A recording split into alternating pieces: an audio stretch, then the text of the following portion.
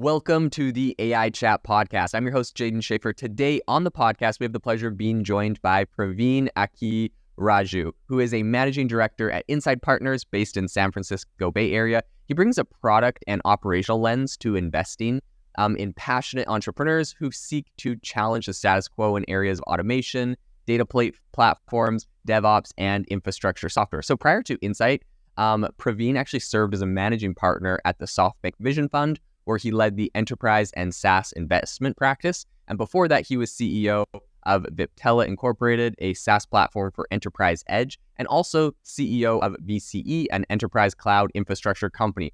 Welcome to the show today, Praveen. Thank you, Jaden. Pleasure to be here. Super excited to have you on the show. I wanted to kick this off and ask you a little bit about your background specifically. I guess the first thing is, did you always know, you were kind of interested in tech and in this space, investing and whatnot? Or is this something that you kind of discovered throughout your career and your journey? Like, talk to us a little bit about your journey to becoming where you're at now. Yeah, indeed. So I was fortunate to start my career at the advent of the internet age, if you will, the early days of the internet. And so at Cisco, where I started my career, we were a pioneering company that built the internet infrastructure.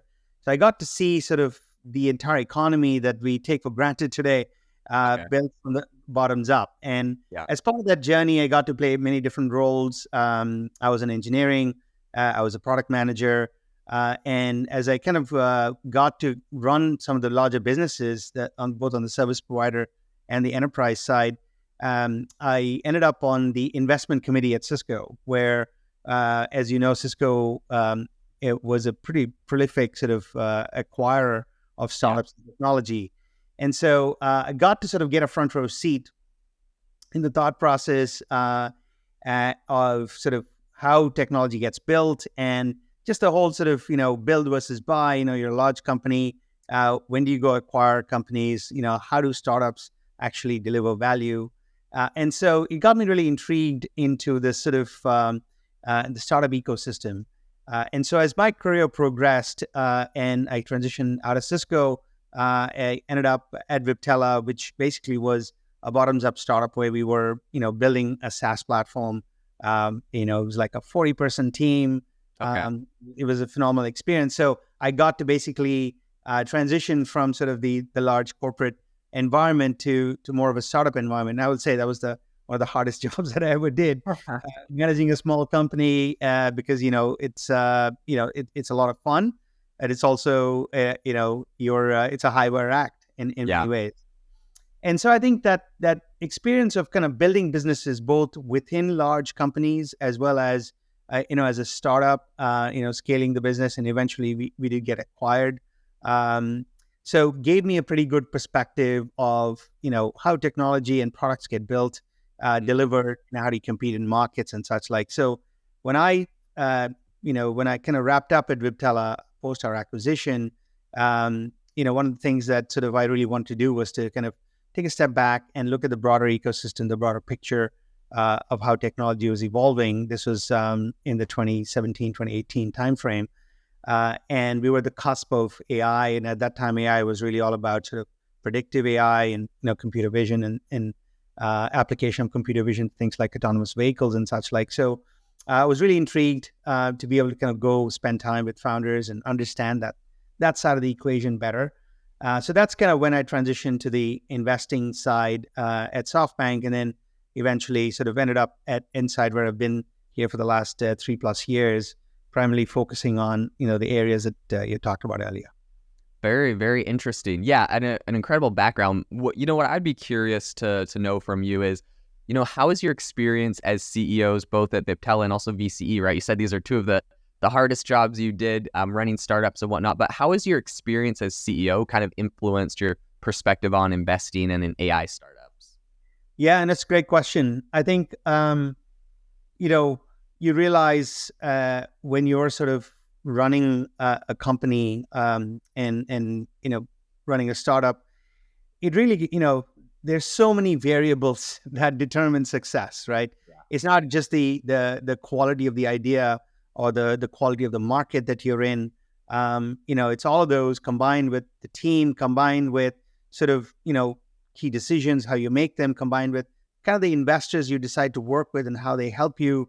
And of course, a slice of luck, right? All of this kind of combines together to be able to make for success. So when you sit on the investing side of the table, and from my perspective, having sort of earned my scars in the back, if you will, made mistakes and been in the hot seat, you get to sort of you get a better sense of understanding of what's really driving a founder, when they kind of step forward and start this company, right? And I think you allow yourself to kind of because you understand the variability here. You're not looking for like one amazing thing that makes a decision on whether this is the company that we want to invest in, or this is the founder we want to invest in. You also allow yourself to kind of, let the founder kind of discover that journey. So some of these pieces are not fully defined, right, at the early stage. So, because I've been down that path. Like there'll be certain aspects, certain decisions that are not clear till you get to a certain point in time. So it really kind of builds a much more holistic way of looking at an investment opportunity and a founder.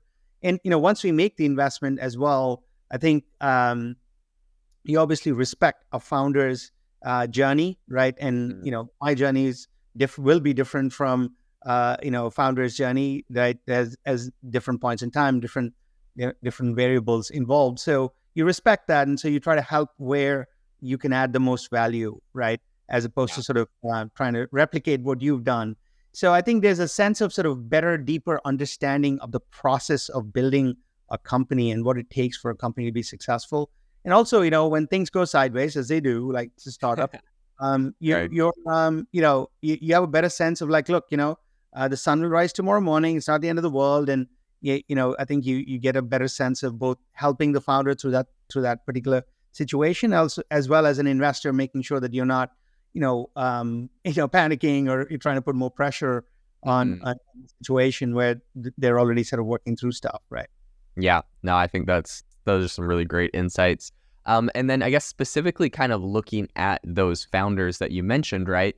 What are some of the key traits you look for in, founders or entrepreneurs that are kind of aiming to disrupt fields? I know you kind of focus on like automation, data platforms, DevOps, infrastructure, software, that kind of stuff. So what are some of the key traits of founders and entrepreneurs that you're looking for? Yeah, I mean, I think, one of for me, really the most important thing is the way that a founder tells the story. And, the important thing that in my mind sort of defines a key variable of success for a startup is really how deeply they understand the customer, right? And why whatever it is that they're building, right, really resonates with a customer and how the customer derives value. So when I listen to a founder, I listen very carefully about sort of how they tell the story. If they're talking about like, anecdotes of customers, right, problems from a customer point of view, and the customer is kind of weaved into every aspect of their narrative, that gives me a sense for like, hey, here's a founder who obviously has, phenomenal technology background, right, or what have you. But more than anything else, they fundamentally understand the customer, the problem, and how a customer will derive value from whatever it is that they're building. Because, success for a startup is really, as we talked about, multiple different variables. But one of the key variables really is, their ability to connect with customers in a meaningful way and ensure that they are realistic about how a customer will derive value from the product that they're building. So any understanding of that at a profound level is really sort of, from my perspective, the most important thing that I look for. Very cool. Yeah, no, I think that's incredibly important. I love your focus there on customers, because at the end of the day, we all know founders are people that have great ideas or a vision for something, but the amount of startups that have pivoted is obviously insane. And if you don't have that product market fit, if you don't really understand the customer, you're kind of just building in the dark. Something I would be curious to know is, when you're looking at some of these frameworks around, venture capital and everything going on today, how do you see the role of kind of venture capital evolving, especially in today's AI landscape where AI is getting integrated into everything? There's a lot of big shifts happening. How do you see the role of venture capital evolving, or maybe what are some of the changes you think may come? Yeah, I mean, I think I'm latecomer to the investing game, if you will, right? I've sort of transitioned to investing after a long career as an operator. So, my perspective obviously it would be from that angle. Yeah. So, I think the way we are right now in sort of a challenging economic environment. I've seen a couple of these cycles on the operating side. Where we went through the 2008 sort of recession and the impact that had. And so I think as a venture investor, the journey starts when you actually write the check, right? The journey doesn't, you don't celebrate when you invest in a company, and it's phenomenal. You're excited about the opportunity to work with the founder, but truly the journey starts at that point because the founder is looking at you as a partner and as somebody who's going to kind of obviously be there for you through the ups and downs, but more importantly, sort of as a contribute to the effort, right? You're part of the team now. Yeah, you're not sitting on a board just kind of watching things and essentially participating in a board meeting, but you are part of the team and you participate as the founder wants you to participate, right? So I think what that means for me, if I kind of break that down, it's really sort of each of us as investors bring our own point of view. I'm from a product and a engineering background, so I can contribute to a conversation on product strategy, scaling teams. Right, these are things that I've done. So what I try to do with my founders is basically say, like, hey, here's kind of where I'm coming from. This is kind of my background, right? Here's kind of what Insight can offer to you, right? And we have a pretty extensive set of resources that founders tap into. It's part of the reason why I actually joined Insight as opposed to a couple of other opportunities that I was looking at. Okay. And then you sort of, build a relationship of trust with the founder where they feel comfortable enough to come to you and say, like, hey, I need help in these particular spaces. And so, whereas end of the spectrum, you're everything from obviously, a capital provider to, a product strategist to, helping them with hiring to, being a therapist, just kind of walking through difficult situations, right? Yeah. You play different roles. But, the most important thing is that you have to first establish trust with the founder in a way that they understand how you can help them and you're respectful of sort of how you engage with them, irrespective of what your background is. And I think that's sort of the way I see, my role, right, as an investor. Yeah. And I mean, I think it's funny you mentioned being a therapist so often. I think there's a lot of different roles that venture capitalists are playing today. And of course, the reason for that is because there's a lot of challenges in startups. Specifically, what I'd love to ask you about is, from your perspective and what you're kind of seeing, maybe some of your portfolio companies or companies that are coming across your desk, what are some of the most common challenges that AI startups are having today, specifically for some of these AI startups, and how do you think that they can overcome these? Yeah. I think the first thing I'll say is, AI in startups, right, as part of sort of products and technology has been around for a while, right? I mean, the AI revolution didn't start in November 2022 when it was released. Though it, the engagement and obviously it's caught the imagination of of the world at large. So I think from my perspective, really, if I were to think about AI is really a tool, right? Mm-hmm. And I go back to sort of first principles, which is, how are you solving the customer's problem and how's the customer deriving value?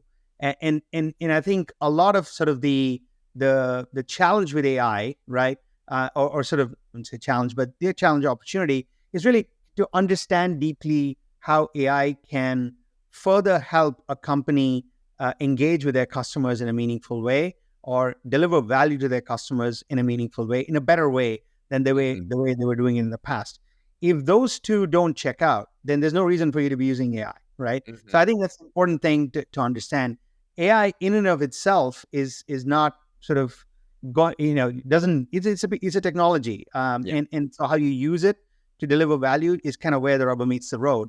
So I think when we kind of look at startups in this particular domain, I have in my portfolio, for example, in Insight's portfolio at large, a lot of companies that have been leveraging AI, for automation, for natural language processing, OCR, right? Computer vision, predictive analytics, like all of these things, which are essentially a different generation of AI, are already incorporated into the platform. So the generative side of things, which is obviously the current sort of transition, if you will, current wave of AI, allows startups to essentially create a much better user interface, much simpler user interface. It's like using natural language to ask questions, or replacing custom dashboards with, generative AI potentially creating sort of presenting the information the way you want it. So I think what we're trying to help our startups with is to really help them, just think through this process of, how is the addition of AI, or, the enhancement of the AI capability that you have in the platform helping you differentiate yourself in the market with a better product and better value proposition for customers. And I think that really it comes down to that. AI is a tool. It's not, sort of an end in itself, right? Yeah. Yeah, I love that. I think that's some really good insights into that. Something I would be curious, of course you mentioned this AI revolution. It didn't just start recently. This has been ongoing for a long time, but it does seem to be accelerating. And maybe it's just we're more aware of what's the acceleration, but it seems everyone being interested in it. Now everyone's, all the companies are kind of focused on building on it. Something I'd ask is, as AI continues to grow, what are some areas of opportunity that you're the most excited about for the next, kind of wave of these AI or startups and kind of the field? Yeah. And you're right. I think, clearly this sort of generation of AI connects with the end user in a much more profound way than, let's say, a predictive analytics, engine that's kind of doing risk predictions or failure predictions. That's not quite visible, not, something that you as a consumer or even a knowledge worker can engage with, right? The fact that the generative side, the natural language interfaces it enables is profound. So I can see like three areas where, this generation of AI is going to be, significantly sort of transformative. If you kind of think about sort of the best product market fit today for a generative AI product, it's the coding copilots, right? Yeah. Those are, for a experienced programmer, and it's not for the novice, right? It truly is game changing in terms of your productivity. And so we've heard from a lot of CIOs that as these coding copilots get deployed, they're seeing, anywhere from 20 to 30% productivity improvements amongst their engineers. So that's a clear use case. It delivers value. It delivers significantly better experience for developers, and it's being rolled out at scale in a lot of companies, right? So I think that's almost the most optimal product market fit that you have today for a generative AI product. The other area, obviously, is in the space of kind of copy generation, right? So you just saw Writer, which is one of our companies, by the way, raise a big round last week. Yes, I did a podcast on that. Very exciting. Yeah. I mean, and that's because they can deliver immediate value, right? Productivity for marketing professionals as well as the function as a whole. So that's another clear area where output is being generated, and AI is helping accelerate that process, right? With a human in the loop, right? Making things much more efficient, much more faster, much more accurate, right? So that's another area. The third area, I think, is really sort of where we're still in the exploratory stage, but we see a lot of sort of efforts in the space is really about data extraction, summarization, right? Because this is another superpower of generative AI. So, you can think about like examples where, if you're doing research on a new drug, being able to kind of study drug interactions, right? You might have this content spread out in multiple different research papers or document, or publications of different drug providers. Being able to synthesize all of that and help a human researcher accelerate their process of figuring out, right, in a good amount of detail, these interactions and where they need to focus their research on. So this whole sort of data extraction and summarization, and as kind of a part of a business process, I think is another area where we see, I think, a lot of experimentation happening across different verticals. It could be pharmaceuticals, could be automobile, right? Could be, just even data synthesis, things like named entity extraction, I think is going to be, pretty significant, right? And then the other area is automation, automation of workflows. And you've had sort of a generation of, business process automation out there for a while, RPA companies, that have been out there for a while. I think generative AI is transformational in this space. And primarily because I think you had a lot of these like no-code, low-code ways of approaching automation.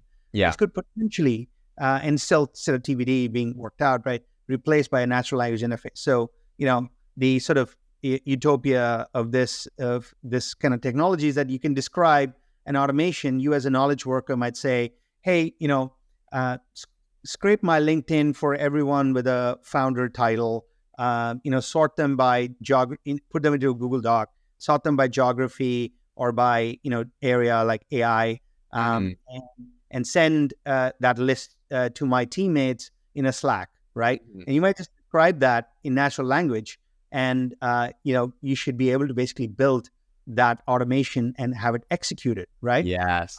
So I think that's that's a transformational way where we see like, I gave you a knowledge worker example, but there are much more complex workflows in the enterprise that could potentially be transformed. So those are some of the areas. There's a lot more, but this is where I see a lot of very interesting things happening. Yeah, absolutely love that. I totally agree with you. These product workflows and automating that is going to be so key. I'm currently, working on some similar projects in this space and just see some incredible opportunity there. Praveen, thank you so much for coming on the podcast today and for sharing your insights, everything you're seeing in this space. Absolutely incredible to be able to hear from you. Once again, thank you so much for coming on the show. To the listener, thank you so much for tuning into the AI Chat podcast. Make sure to rate us wherever you get your podcasts and have an amazing rest of your day.